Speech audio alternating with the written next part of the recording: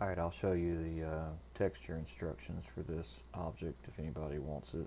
It's one of the ones, it's not that one, it's one of the ones that I made earlier for this track. Uh, so basically this is a little different than other objects because this one you have to, once you import it in, well, let's import it. Let's start from the beginning. Make a material, call it r20 with lowercase r. It's only two textures. It's r20.png and it's r20 underscore n.png. In the advanced tab you'll also put the same texture, r20 underscore n.png. Detailed normal map strength, I put 5. Up here, detail map, put 1 and 1. Lighting, anastrophic filtering, advanced, receive shadows, and I tell it double-sided. You can also tell ground type, pick something like cliff, rock cliff. Actually, I forgot to pick it. Rock cliff or rock large or something. And then save. Right here, save. Then you go to your asset browser. And it should be in all models.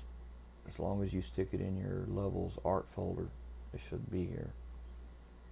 Now you'll notice when you go to drag this into your level, you ain't gonna see it. This is what's different about this one. You gotta go to the inspector and you gotta check dynamic. Now you'll see it, which is, you may have to fly around a little bit to be able to get a handle on it where you want it.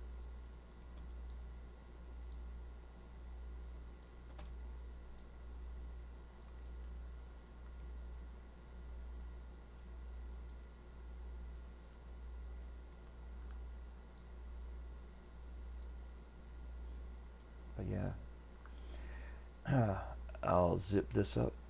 Well, I already zipped it. Oh,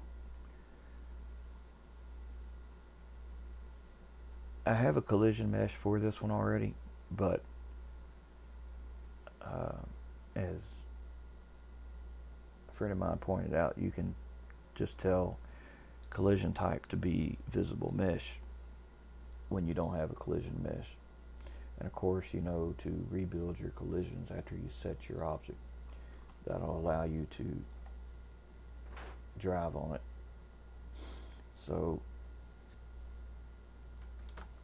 that's pretty much it. I'll stick a link, in the description for the model and the texture.